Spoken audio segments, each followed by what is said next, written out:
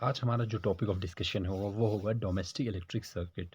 तो आमतौर पर हम अपने घरों में देखते हैं कि हमारे बाहर पोल से हम एक लाइन लाते हैं ना, उस लाइन को फिर हम अपने घरों में कनेक्ट करते हैं। वहाँ पे एक सर्किट रखते हैं और सर्किट के थ्रू हम बहुत सारे एमसीबीज यूज़ करके, होता है ना हर घर में, एक तो मेन एमसीबी होता है, उसके बाद हर घर के एक एक कमरे के लिए अलग अलग एमसीबी यूज़ करके हम हर घर में लाइट पहुँचाते हैं ना, एक एक कमरे में लाइट पहुँचाते हैं।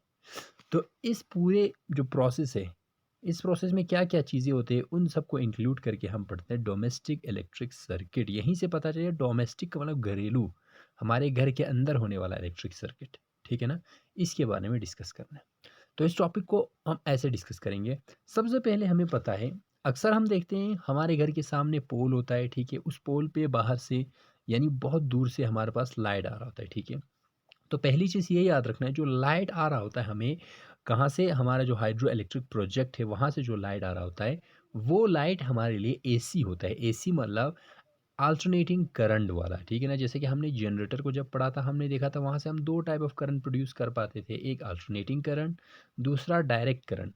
हमें यहाँ से एक चीज़ पता था, जो हमारा अल्टरनेटिंग करंट है, एसी, वो हम लॉन्ग डिस्टेंस के लिए रखते हैं, यानी दूरी तक ले जाने के लिए, ठीक है ना?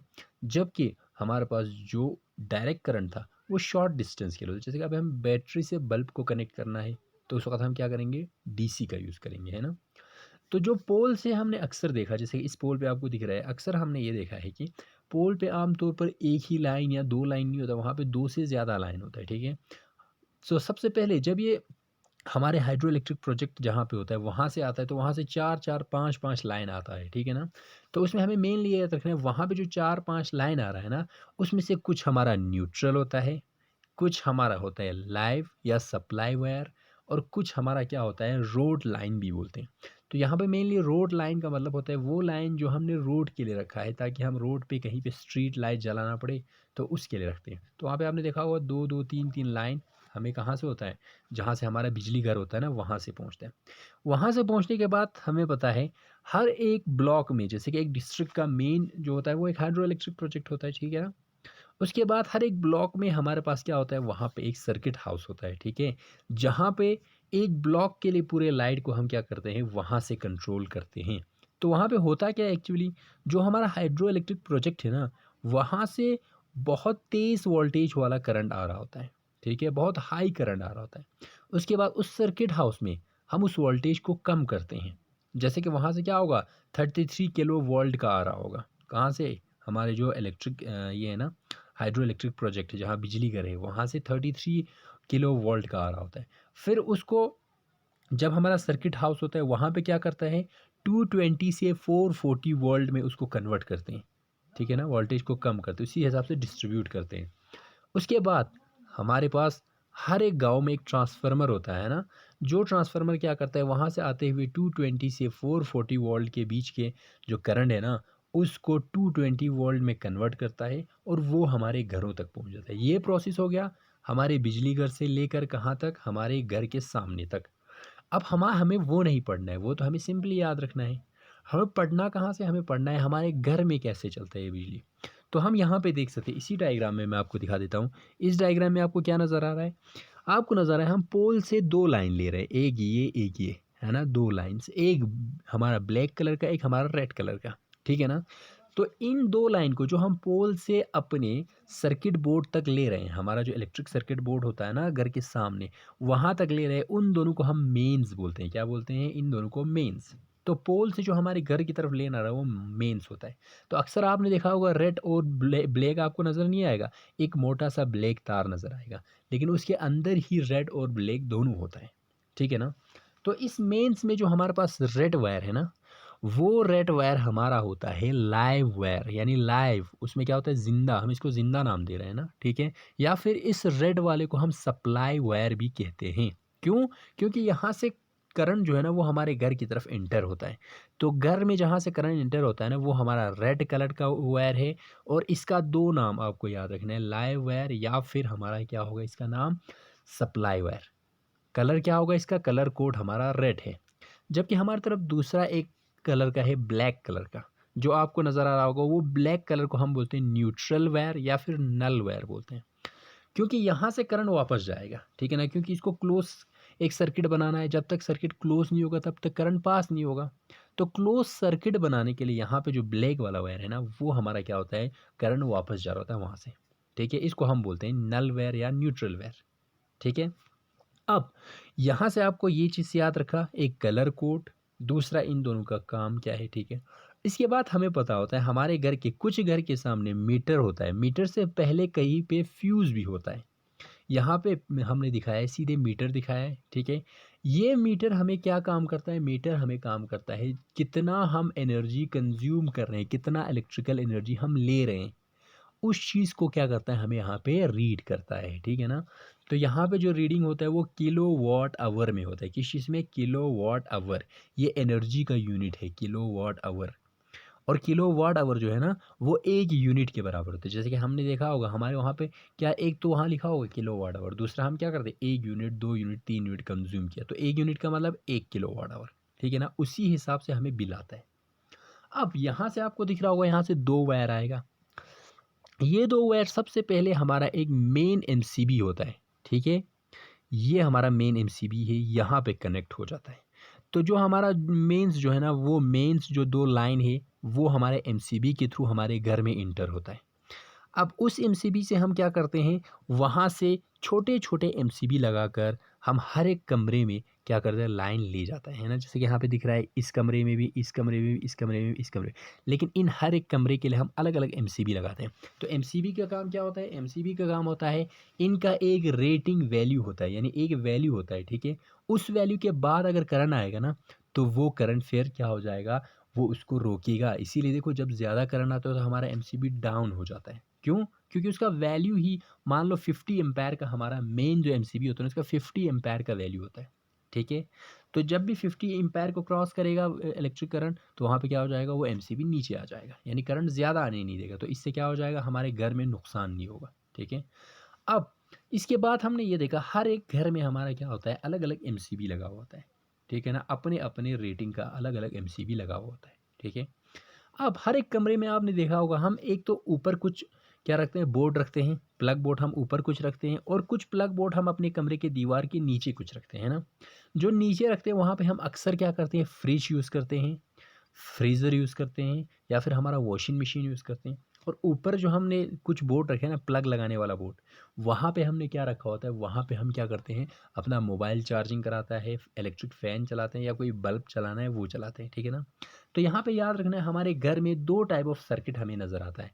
एक हमारा होता है हाई पावर सर्किट, दूसरा हमारा होता है low power circuit. High power circuit किस चीज़ के लिए होता है, मैं बता देता हूँ। हाई पावर सर्किट हमारे लिए होता है किस चीज़ के लिए, जो हमारा बड़े-बड़े मशीन्स हैं ना, जो ज़्यादा इलेक्ट्रिसिटी कंज़्यूम करते हैं, जैसे कि हमारा वॉशिंग मशीन, फ्रिज, हमारा अच्छा वही रेफ्रिजरेटर, उसके अलावा हम हीटर यूज़ करते हैं। उन सब के लिए हम अलग सर्किट रखते हैं, जिसको हाई पावर सर्किट बोलते हैं, और वो होता है 15 एम्पेयर का। कितने का? 15 एम्पेयर का। और एक हमारा होता है low power circuit. Low power circuit जो है ना, वो हमारा क्या होता है, वो हमारा होता है किस चीज़ के लिए, जैसे कि हमारा बल्ब, चार्ज, फ़ैन, उन सब के लिए उसका वैल्यू होता है 5 एम्पेयर कह रहा हूँ। ठीक है ना? तो यहाँ पे 2 चीज़ याद रखना, low power circuit, high power circuit. क्या होता है लो पावर सर्किट? 5 एम्पायर के अराउंड उसका करंट होता है, और वो किस चीज़ के लिए होता है? हमारी छोटे-छोटी चीज़ें, जैसे कि बल्ब चलाना हो, फ़ैन चलाना हो, चार्जिंग करना हो, उन सब के लिए।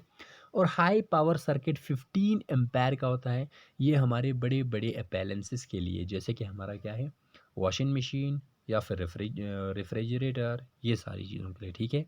तो यहाँ तक हो गया। अब आगे बढ़ते हैं। उसके बाद जो मैं वायर की बात कर रहा था, उसको थोड़ा-सा और आगे डिस्कस कर लेते हैं।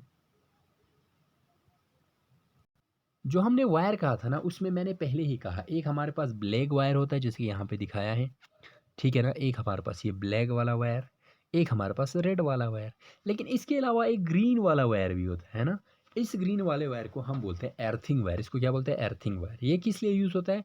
मान लो आपके घर में कोई फ्रिज है, तो कभी-कभार क्या हो जाता है, उस फ्रिज का जो तार होता है ना, रेड वाला वायर, क्योंकि ये हमारा क्या है, ये वाला वायर रेड वाला, ये लाइव वायर है, सप्लाई वायर, ठीक है? तो कभी-कभार इस वायर में क्या हो जाता है, डैमेज की वजह से यहाँ से जो अंदर कॉपर है ना, वो बाहर निकल आ जाता है, और वो हमारा जो फ्रिज है ना, उसके बॉडी क्या होता है, मेटल से बना होता है, तो उस बॉडी से टच हो जाता है। तो जब ये लाइव वायर उस बॉडी से टच होगा, तो हमें उस फ्रिज से शॉक लगेगा, है ना? तो इस शॉक को अवॉइड करने के लिए हम क्या करते हैं, वहाँ पे और एक तार रख देते हैं। तो उस तार से क्या हो जाता है, जो वो हमारा डैमेज की वज़ह से जो करंट बाहर निकला है ना, वो इस चीज़ को यहाँ से फ्लो कराता है, ठीक है? वो उस फ्रिज में नहीं रखता, उसको बाहर फ्लो कराते हैं, ठीक है? तो एक्चुअली ये होता है जो करंट लीकेज हुआ है ना, उस लीकेज को बाहर निकालने के लिए, ताकि हमें शॉक ना लगे, ठीक है ना? तो हमारा क्या होता है, जो हमारा मान लो पहले ही मैंने कहा 220 वोल्ट पोटेंशियल डिफरेंस हमें आ रहा होता है हमारे घर में, ठीक है?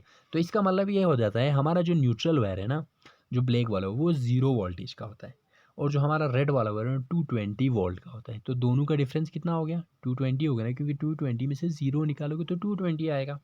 इसी तरह हमारा जो एर्थिंग वायर है ना, उसका भी 0 वोल्ट क्या होता है? वोल्टेज होता है, पावर ये पोटेंशियल होता है, ठीक है?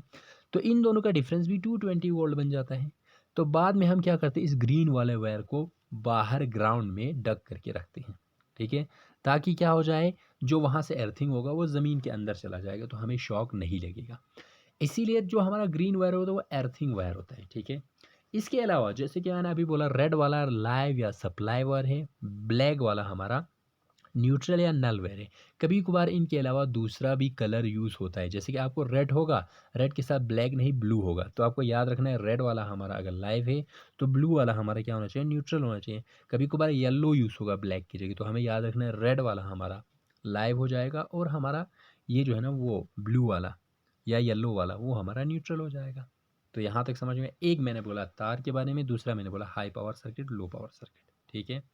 अब नेक्स्ट हमारे पास जो आता है, वो हमारे पास क्या आता है, वो हमारा है ये जो हाँ, ओवरलोडिंग और शॉर्ट सर्किटिंग। क्या होता है ओवरलोडिंग और शॉर्ट सर्किटिंग, वो देख लेते हैं। देखो, ओवरलोडिंग और शॉर्ट सर्किटिंग का मतलब क्या होता है? कभी कभार हमारा क्या हो जाता है, हम क्या करते हैं, ऐसा कुछ आपने देखा होगा, कभी कभार हम एक ही बोर्ड पे बहुत सारी प्लग रख देते हैं, ठीक है? बहुत सारे प्लग उसी एक सर्किट पे हम रख देते हैं, तो इससे क्या हो जाता है, उस पर ज़्यादा लोड पड़ जाता है। इसको हम बोलते हैं ओवरलोडिंग। सिंपल सा चीज़, ओवरलोडिंग मतलब एक ही प्लग में, एक ही प्लग बोर्ड में हम बहुत सारे प्लग को क्या कर रहे हैं, वहाँ पे प्लग इन कर रहे हैं। वहाँ पे बहुत सारी, जैसे कि हम कभी करते हैं ना, एक ही प्लग बोर्ड में हम क्या करते हैं, चार्जर भी वहीं डाल देते हैं, अपना जो दूसरी टीवी का प्लग भी वहीं डाल दे, तो सारा वहीं पे डाल दे, तो वहाँ पे ओवरलोडिंग हो जाती है, ठीक है? शॉर्ट सर्किटिंग का मतलब क्या हो जाता है, अगर कभी भी हमारा न्यूट्रल वायर और लाइव वायर एक दूसरे के क्या हो गया, एक दूसरे के साथ कनेक्ट हो गया, तो इससे क्या हो जाता है, वहाँ पे शॉर्ट लगता है ना, इसको हम शॉर्ट सर्किटिंग बोलते हैं। तो शॉर्ट सर्किटिंग, जब लाइव वायर और न्यूट्रल वायर एक दूसरे के कंटेक्ट में आएगा, उसको शॉर्ट सर्किटिंग। ओवरलोडिंग का मतलब एक ही प्लग बोर्ड में सारा प्लग डाल देना, बहुत सारे प्लग को वहाँ पे प्लग इन कर देना, ठीक है ना? इसको हम बोलते हैं क्या, हमारा शॉर्ट सर्किट, इसको हम बोलते हैं ओवरलोडिंग। तो इसके अलावा एक चीज़ जो हमें देखना है, वो हमारा ये है, आपने अक्सर देखा होगा, हमारे पास क्या होता है, तीन चीज़ें होता है। पहली चीज़ हमने ये देखा है कि हमारा जो प्लग होता है ना, उसमें तीन पिन्स होते हैं। एक पिन हमारा यहाँ पे दिख रहा है ना, एक पिन हमारा ये वाला, एक पिन ये वाला, उसके अलावा यहाँ पे एक पिन होता है। तो याद रखना है, ये वाला पिन हमारा अर्थिंग वाला पिन है। जैसे कि मैंने बोला था 3 वायर था, एक वायर इसके साथ कनेक्टेड होगा, एक वायर इसके साथ कनेक्टेड हो, अगला वायर इसके साथ, अर्थिंग वाला इसके साथ कनेक्टेड होगा, ठीक है? अब लास्ट टॉपिक हमारा बचता है क्या? अच्छा, एक चीज़ हम अक्सर देखते हैं कि हमारे घरों में जो भी हम अप्लायंसेस लगाते हैं, जैसे कि फ़ैन लगाओ, बल्ब लगाओ, फ्रिज लगाओ, फ्रीज़र लगाओ, उन सब को हम सीरीज़ में लगाते हैं कि पैरेलल में लगाते हैं? तो याद रखना है, इन सबको पैरेलल में लगाते हैं। पैरेलल में लगाने का फ़ायदा क्या है, वो देख लेते हैं। देखो, पैरेलल में लगाने से क्या होता है, अगर मैं यहाँ पे 2 चीज़ों को, जैसे कि ये बल्ब है, मैं 2 चीज़ों को मान लो यहाँ मैं बना देता हूँ। यहाँ पे एक बल्ब है, और इसका तार यहाँ से ऐसे कनेक्टेड होगा, ऐसे, और दूसरा बल्ब यहाँ नीचे पैरेलल में लगाया हुआ है, ठीक है? तो इसके लिए मैं अलग स्विच रखूँगा और इसके लिए अलग स्विच रखूँगा। तो एक बार अगर मैं इसको ऑफ़ कर दूँगा, तो ये तो ऑफ़ नहीं होगा ना, क्योंकि स्विच को मैंने इसको ऑफ़ कर दिया, तो ये तो ऑफ़ नहीं होगा ना।